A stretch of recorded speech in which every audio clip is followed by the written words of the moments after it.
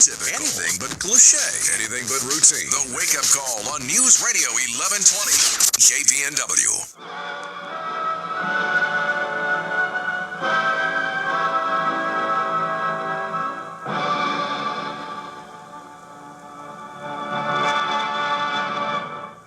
Good afternoon. This is KPNW Eugene, Springfield, owned and operated by Pacific Northwest Broadcasting Corporation. Radio KPNW operates with 50,000 watts day and night on a clear channel frequency of 1120 kilocycles. We now begin our first commercial day of broadcasting. And this is Jack Fleming inviting you to stay tuned for the finest in music, news, and our many informational features. Thank you.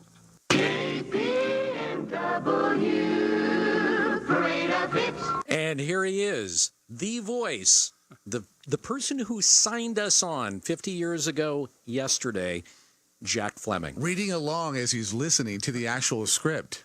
That's right, and this was written for me 50 years ago by, as I said, Roy Cordell. And it's kind of frayed, but not too bad after 50 years. Yeah, still in pretty good shape. It's amazing, amazing career. And you were there for about 10 years and then went to the competition and went across street. That had to be a little bit of a shocker to the home crew.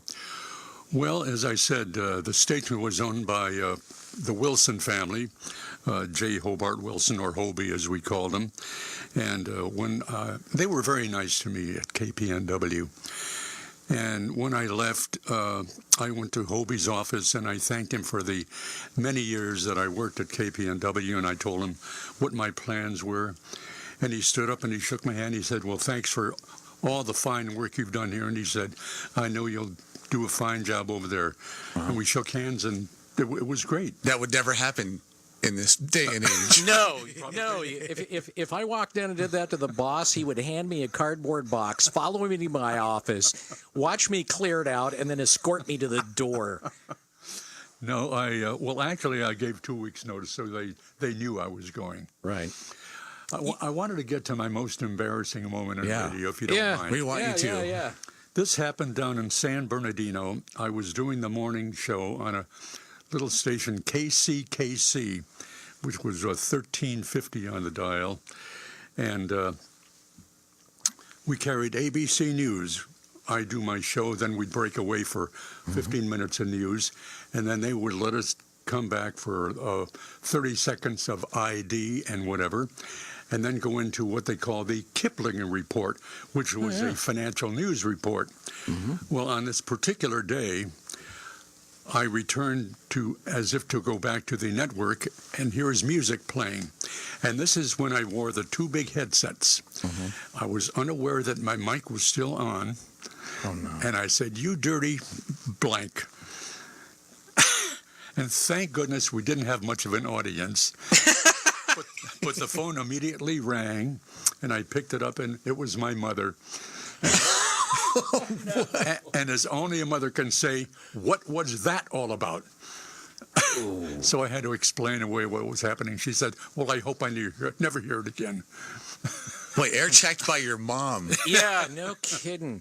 Ouch. Okay, I want to play a little clip of you because I have a question I want to ask. So this is from 1968, Jack Fleming. KPNW 1120. Right now it is 5:20, Golden 50 time on the Jack Fleming program in Salem in the Emerald Empire. I have a small black, what is this? Small black, like a dachshund. Yeah, it's a dog, that's what it is. Female between 8 and 10 weeks old to give away. 747-5283. Marty Levine spells Dachshund, D-O-C-K-S-O-N. Okay, so did you guys just give dogs away all the time? I mean, what kind of, what? You give away puppies? I don't even remember that. That comes as a complete surprise to me. I just love the fact you're just, whatever, coming out of a song. Okay, we're giving away a puppy. And then next hour, we're giving away a cow. Well, I have no idea where that idea came from. Brilliant idea. I'm sure there were lots of parents that were just like, wait a minute, the radio station gave you a puppy? Well, I'm certain that somebody called up and said, I have this dog and I have to move, or moving out of town, and could you possibly help me get a new owner for this very nice puppy? I'm sure that's how it happened. They just give it away. You said off the air that you were the eye in the sky. You were the actual doing traffic checks up on the helicopter. Was that kind of were you kind of a jack of all trades, doing morning show, doing this, doing that, doing remotes? I mean, were you just kind of every day you didn't know what you would be doing? Well, no, actually, we didn't have a helicopter. We had I was a passenger in a Cessna 172, and the gal who was flying it, her name was Cindy, and she was a very good pilot. The problem with Cindy was after we do our traffic reports, she would get up over north of Eugene, and she loved to practice aerobatics. With you in the plane? With me in the plane, yes. No, thank you. Yeah. That's why I never ate breakfast before I flew with Cindy. So she'd just be up there doing aerobatics while you're trying to do the traffic report? Oh, no, she would be doing aerobatics after the reports. Got it. Yeah. Was there enough traffic in Eugene to even validate having an airplane up there? Actually, two, because both radio stations, your competitors, would do the same thing. That's right. And it worked for a while, but I think it finally got to the point where it was financially a diminishing return. So we eliminated that from the programming. How close did you get to leaving Eugene? I'm sure there was offers, and you were thinking about, big bright lights, big paycheck. Did you ever think about it? Well, we went on the air, as I say, July 22nd of 1968. And in February of 1970, mind you, I was on the air doing the afternoon show, and I got a call, and it was from a gentleman named Mike Button. And I thought it was Cliff Wayne, the morning guy, pulling a trick on me. And the guy says, "This is Mike Button. I'm the program director at KNBR in San Francisco." Oh, wow. And I thought, so I figured I'll play along with Cliff. So I made light of the whole situation. I said, "Oh, come on, Cliff." And the guy finally became very irate, and he said, "My name is Mike Button." He said, "And I've been listening to you, and I'm thinking about offering you a position here at KNBR." Well, KNBR, of course, huge. San Francisco. Huge in San Francisco. Yeah. But I went to the management. I went to the Wilsons. I went to Roy Cordell, and I told them about the offer, and they made me a very nice offer and a salary increase and promised me profit sharing. So ultimately, I stayed at KPNW. Very nice. Yeah. What made you even decide to get into radio, Jack? Well, I was building helicopters for Sikorsky in Stratford, Connecticut. And one afternoon on the way home, I was involved in a traffic accident and suffered lower back injuries, and I was out of work for 7 weeks. And, of course, at that time, there was no daytime TV. This is 1957, mind you. Yeah. Daytime TV was, it just didn't happen. So I had this little tape recorder, and I was still living home, and I was playing around with it, making these little radio programs.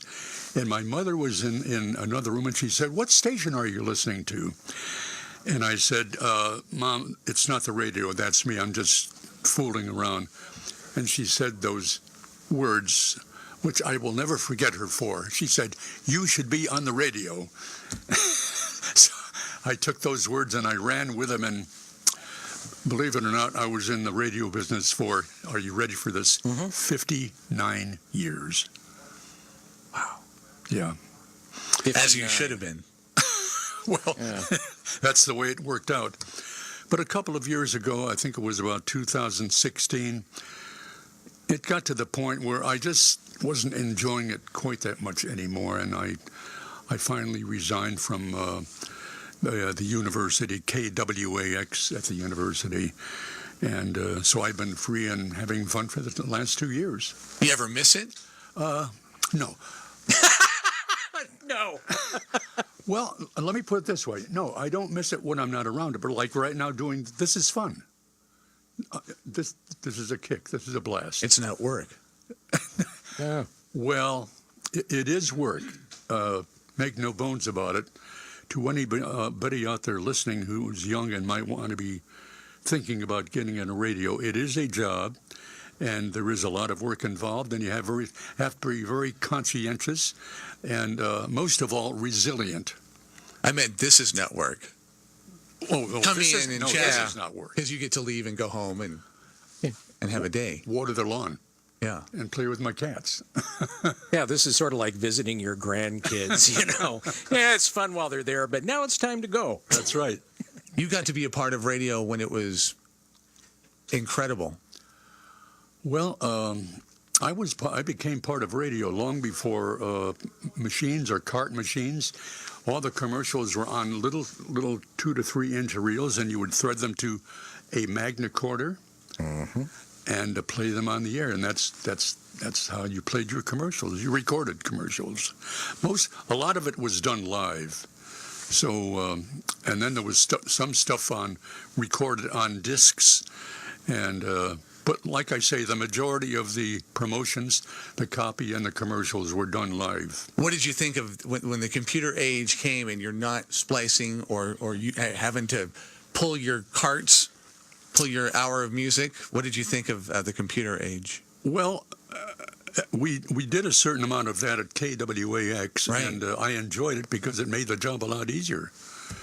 So I think it's all for the good, and it's all part of progress. Even if it did cost a lot of us our jobs. Yeah, that's another facet I would like to talk about. Sure. It did cost a lot of people their jobs because of what is the word I'm looking for? Consolidation. When programs originate in other stations, syndication, and you just beam them down, yeah, and rebroadcast them. They're taking the place of somebody who could be doing it live and local. And local. That's right. Yeah, it has taken away some of the certain local aspect of radio, which I personally miss. I don't blame you. I do too.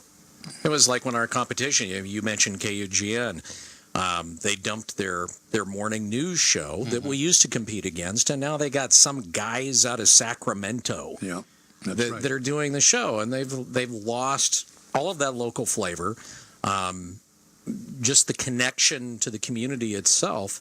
It's just, it makes me sick. Well, I hate to see the industry go that way. I know. Of course, you dump out of the satellite at certain times of the hour, but the constant communication over the local area is just lost. You don't hear people like during these programs, like you said, that KUGN has this morning program. You don't hear them talking about what's going around in Eugene or Springfield or the surrounding area. Yeah. And that, to me, that's a big missing factor. Jack, you talked about the most embarrassing moment from your San Bernardino days. Right. What's your biggest memory from your KPNW days? Oh, that you have a smile. That was a big one. We were running a promotion on KPNW. This is when we were a music station. And it was called Stop or Go. And we would give out clues, and people would call in, and they'd guess what we were trying to describe. And a guy said, go, and I thought he said stop. And I said, you've won. Well, needless to say, within 10 seconds, everybody in the building was down looking through the control room window. And I thought, I think I might have made a mistake. What did he win? Do you remember? Oh, he would have won just about everything we had to offer at that time. But another embarrassing moment when we were playing music, as I say, my program director, Roy Cordell, came down into the hallway area, and he had with him was a fellow and a young lady, and he brought in a 45 record. And they were out in the hallway, and he said, play this. So I put it on the turntable, and I queued it up, and I started it. when it was over, and I said, and that was the Captain 10 Mile. And they fell apart. I bet. The Captain and 10 Mile were in the studio, huh? Yeah. Nice.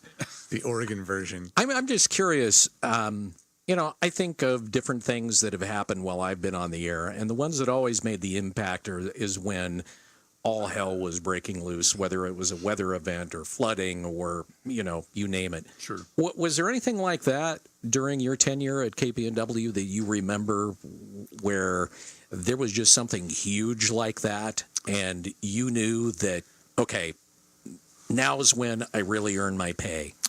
Yes. Back about, I would say about 1970, just south of Goshen, a Greyhound bus was involved in a very bad crash with a semi, and we couldn't find the newsman, so they sent me down. And trying to describe what went on during that accident was very hard to describe because there were. It was not a pretty sight, and I almost lost it. But that's the worst thing that's ever happened to me as far as something of that nature. And they just sent you down because you were there. Because I was there. I was the guy in the studio. Mm-hmm. So, Jack, go down. And you did. And the owner went with me. Mm-hmm. And we managed to cover the incident. Of course, it was big news at the 5 or 6 o'clock news on TV that night. Yeah. But we were the first ones on the scene, unfortunately. How did you get the signal back to the station? Were you using a Marty, or how did you end up a two-way? I mean, how did you end up doing that? It was all done by a landline. Wow. Yeah. They actually rented broad spectrum landlines from whoever owns the telephone company. Yeah. Did you ever have any conversations or concerns about pulling in your car to the to do your shift and looking at the big, huge radio towers and thinking about some of the waves that were coming your way from those big, huge radio towers? Fortunately, the transmitter building down in, I'm trying to think, down south of Goshen, between Goshen and Cresswell, was totally shielded. It was as if you were underground, so that was of no concern. Mm-hmm. They thought of that because the building itself was right in the center of these 4 huge towers. Right. And the radiation from those is immense. Yeah. Speaking from experience, you get close to those towers. I mean, even close to them, and you can feel. Yes, you can. Yes. You were out there every day. I used to take readings on those towers. Yeah, and for those of you watching on the screen right now, the gray-haired guy is only 20. Yeah, I used to take readings on the towers every day, and it was quite an experience. Yeah. You could feel the electricity in the air. Yeah, you can feel the RF, and you can definitely feel it. Mm-hmm. Most definitely. You ever go down there, by the way? Yeah, I was down there Friday. No kidding. Yeah.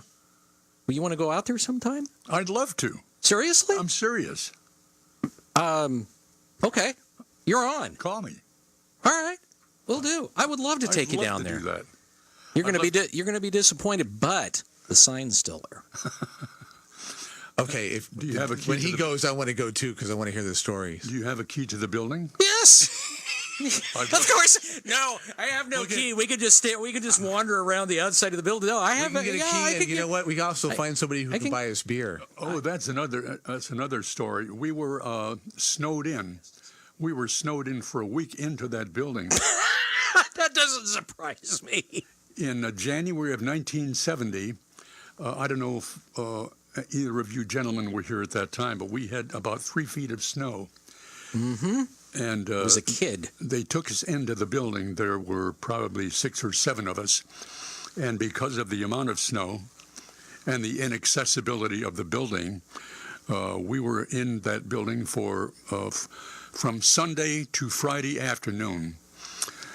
doing our own cooking. No showers, mind you. But it was quite an experience. We were sleeping on sleeping bags and whatever you could find. What food? Where was the food coming from? Believe it or not, they used to bring it in via snowcat from the local markets. Wow. And one of the guys who did the all nights, his name was Pete Hayes, was hungry, so he took a can of beans and he put it in a pot of water on the stove, and pretty soon we heard bang. Unfortunately, Pete had forgotten to open the can. We had beans all over the kitchen. Nobody ever said radio people were smart. Nobody ever said that. Our next guest is waiting out in the hall. Jack, thank you so much for coming in to help us celebrate 50 years of this radio station being on the air and you being the guy who signed it on. Well, to be honest with you, 50 years ago yesterday, I never gave it a single thought to the fact that I would be around at its 50th anniversary. Well, we're glad you are. Thank goodness I am. But I can guarantee you one thing. I will not be here the next 50th. Wow, I guess we're going to have to take you off the calendar, Jack. Jack Fleming, the gentleman who signed us on the air 50 years ago yesterday, worked here at KPNW for 10 years. Jack, loved having you in the studio. You and I are going out to the transmitter site, guaranteed. I'd love to. All right, sounds good. It's 747 News Radio 1120 KPNW. It may be hard to believe, but people just